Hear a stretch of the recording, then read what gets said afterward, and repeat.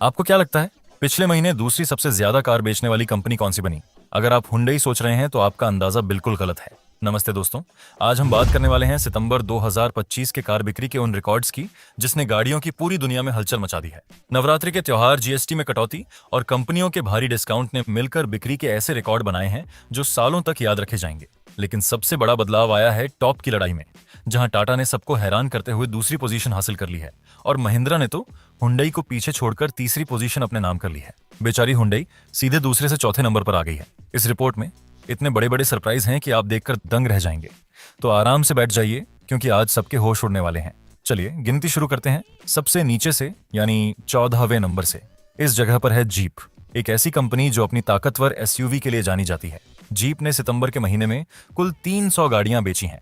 अगर हम इसकी तुलना अगस्त 2025 से करें, जहां उन्होंने 210 गाड़ियां बेची थीं, तो यहां 42.9% की एक बहुत ही अच्छी बढ़त हुई है।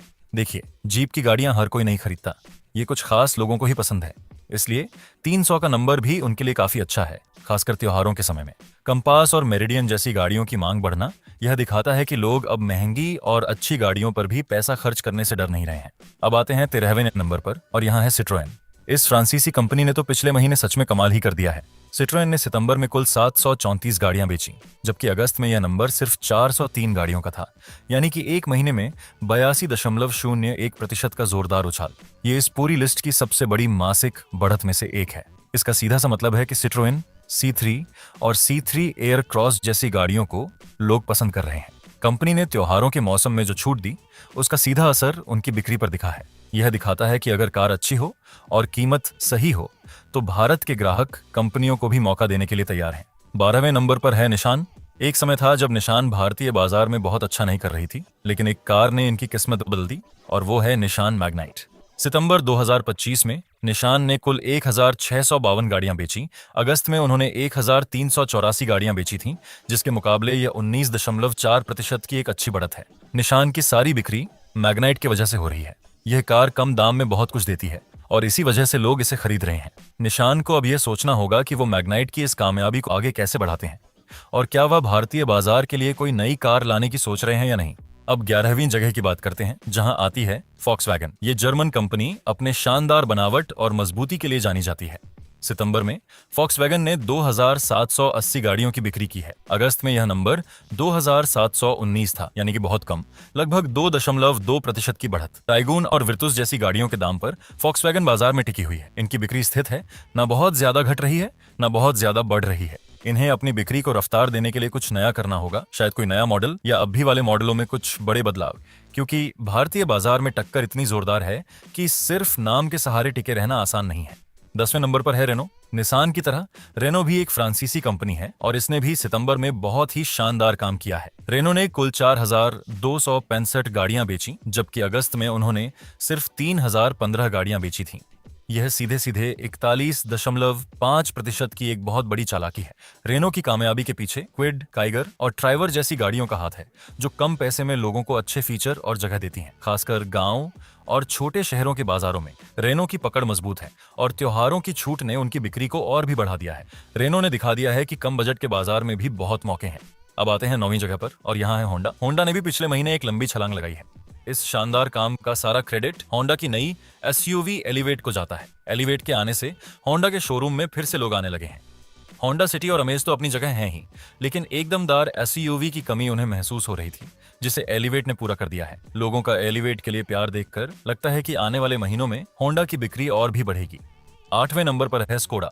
फॉक्सवैगन ग्रुप की यह कंपनी भी अब मजबूत गाड़ियों के लिए जानी जाती है, और इसने भी सितंबर में बहुत अच्छा काम किया है। स्कोडा ने 6636 गाड़ियां बेची हैं। अगस्त में यह नंबर 4971 था, यानी 33.5% की शानदार बढ़त। कुशाक और स्लाविया, इन दो मॉडलों ने स्कोडा की किस्मत बदल दी है। यह दोनों गाड़ियां अपनी अपनी कैटेगरी में बहुत पसंद की जा रही हैं, और इनकी मजबूत बनावट, चलाने का शानदार अनुभव और अच्छे फीचर्स लोगों को अपनी ओर खींच रहे हैं। स्कोडा ने दिखा दिया है कि अगर आप भारत के लोगों को अच्छी क्वालिटी और सुरक्षा देंगे तो वो आपको निराश नहीं करेंगे।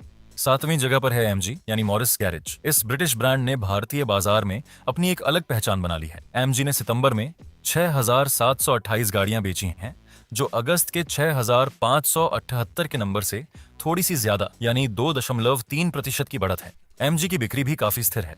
हेक्टर, एस्टर, ग्लोस्टर और उनकी बिजली से चलने वाली गाड़ियां लगातार अच्छा कर रही हैं। एमजी की कामयाबी का राज है फीचर से भरी गाड़ियां। वो अपनी गाड़ियों में इतने फीचर्स दे देते हैं कि ग्राहक उनकी तरफ खींचा चला आता है। अब हम लिस्ट के उस हिस्से में आ गए हैं जहां नंबर बड़े होने लगते हैं और टक्कर और भी कड़ी हो जाती है। छठवें नंबर पर है किया, हुंडई की ही साथी। इस कंपनी ने बहुत कम समय में भारतीय बाजार पर अच्छी पकड़ बना ली है। किया ने सितंबर में 22,700 गाड़ियां बेची हैं। अगस्त में उन्होंने 19,608 गाड़ियां बेची थीं, यानी 15.8% की एक मजबूत बढ़त। सेल्टोस के नए मॉडल और कैरेंस के नए मॉडल ने किया की बिक्री में आग लगा दी है। नए जमाने के फीचर्स और अलग अलग तरह के इंजन के लिए जानी जाती है। किया ने दिखा दिया है कि अगर आप बाजार की पसंद को समझते हैं तो कामयाबी आपके कदम चूमती है। पांचवें नंबर पर है टोयोटा और यहाँ हमें पिछले महीने का पहला बड़ा झटका लगता है। टोयोटा, जो अपने भरोसे के लिए जानी जाती है, उसकी बिक्री में कमी आई है। सितंबर में टोयोटा ने 27,079 गाड़ियां बेची, जबकि अगस्त में यह नंबर 29,002 था, यानी 7.6% की कमी। ये काफी हैरानी की बात है, खासकर त्योहारों के महीने में। इनोवा, फॉर्च्यूनर और हाई राइडर जैसी गाड़ियों के होते हुए भी बिक्री का गिरना सोचने वाली बात है। इसके पीछे गाड़ियों में सप्लाई की दिक्कत हो सकती है, या फिर हो सकता है दूसरी कंपनियों के नए मॉडल टोयोटा के ग्राहकों को अपनी ओर खींच रहे हों। टोयोटा को इसमें गंभीरता से सोचना होगा। दोस्तों, वो समय आ गया है जिसका आप सब इंतजार कर रहे थे। टॉप 4 की लड़ाई में, जहां पिछले महीने सबसे बड़ा भूचाल आया है। जो हिसाब किताब इतने सालों से बना हुआ था, वह अब टूट चुका है। तो चौथे नंबर पर कौन है? चौथे नंबर पर है हुंडई। जी हाँ, आपने सही सुना। भारत की दूसरी सबसे बड़ी कार कंपनी रही हुंडई अब खिसक कर चौथे नंबर पर आ गई है। यह भारतीय कार बाजार के इतिहास के सबसे बड़े बदलावों में से एक है। हुंडई ने सितंबर में 51,547 गाड़ियां बेची। हालांकि अगस्त के 44,001 के नंबर से यह 17.1% की बढ़त है, लेकिन यह बढ़त काफी नहीं थी। क्रेटा और वेन्यू जैसी सुपरहिट गाड़ियों के बावजूद हुंडई के चौथे नंबर पर फिसलना यह दिखाता है कि टक्कर कितनी जोरदार हो गई है। टाटा और महिंद्रा की एसयूवी ने हुंडई के बाजार में सीधी चोटिक की है। हुंडई के लिए यह एक खतरे की घंटी है और उन्हें अपनी प्लानिंग पर फिर से सोचना ही होगा। तो अगर हुंडई चौथे पर है तो तीसरे पर कौन है? तीसरी जगह पर कब्जा किया है महिंद्रा। एंड महिंद्रा ने अपनी दमदार और सुरक्षित एसयूवी के लिए मशहूर इस भारतीय कंपनी ने शानदार काम करते हुए तीसरी जगह हासिल की है। महिंद्रा ने सितंबर में 56,233 गाड़ियां बेची। अगस्त में यह नंबर 39,799 था। ये 42.7% का एक बहुत बड़ा उछाल है। Scorpio, N, XUV7, double O और थार का जादू लोगों के सिर चढ़कर बोल रहा है। इन गाड़ियों के लिए लंबे इंतजार के बाद भी लोग इन्हें खरीदने के लिए तैयार हैं। महिंद्रा ने साबित कर दिया है कि अगर आप भारत के लोगों को वो चीज दें जो वो चाहते हैं, यानी कि दमदार, सुरक्षित और फीचर्स से भरी एसयूवी, तो आपको और ज्यादा पसंद करेंगे। महिंद्रा ने हुंडई को पीछे छोड़कर यह दिखा दिया है कि अब वो रुकने वाले नहीं हैं। अब सवाल यह है कि अगर महिंद्रा तीसरे पर है तो दूसरे नंबर का ताज किसके सिर सजा है? तो दोस्तों, दूसरे नंबर पर है टाटा मोटर्स। यह भारतीय कार बाजार के लिए एक यादगार पल है। टाटा मोटर्स ने न सिर्फ महिंद्रा क्यों बल्कि हुंडई को भी पीछे छोड़ते हुए भारत की दूसरी सबसे बड़ी कार बनाने वाली कंपनी का खिताब अपने नाम कर लिया है। यह 45.5% की ऐसी बढ़त है जिस पर यकीन करना मुश्किल है। टाटा की कामयाबी के पीछे उनकी नई और सुरक्षित गाड़ियों की पूरी लाइन है।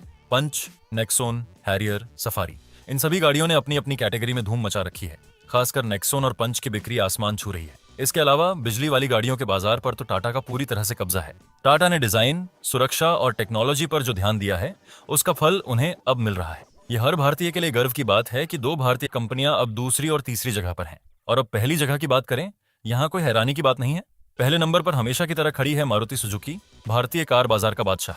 मारुति ने सितंबर में 1,32,821 गाड़ियां बेची। अगस्त में उन्होंने 1,31,278 गाड़ियां बेची थीं, यानी 1.2% की बहुत कम बढ़त। मारुति की बिक्री इतनी ज्यादा है कि दूसरे, तीसरे और चौथे नंबर की कंपनियों की कुल बिक्री को मिला भी दें तो भी वो मारुति के पास नहीं पहुंचती। ये मारुति के बाजार पर पकड़ को दिखाता है। वैगनार, स्विफ्ट, बलेनो, ब्रेजा, हर तरह की गाड़ियों में उनकी कोई ना कोई कार सबसे ज्यादा बिकती है। उनका बहुत बड़ा सर्विस का जाल और देखभाल का कम खर्च उन्हें आम आदमी की पहली पसंद बनता है। हालांकि उनकी बढ़त की रफ्तार कम हुई है, जो यह इशारा करता है कि टाटा और महिंद्रा जैसी कंपनियां अब उन्हें कड़ी टक्कर दे रही हैं। तो दोस्तों, यह थी भारतीय कार बाजार की पूरी कहानी। कुल मिलाकर 2,45,000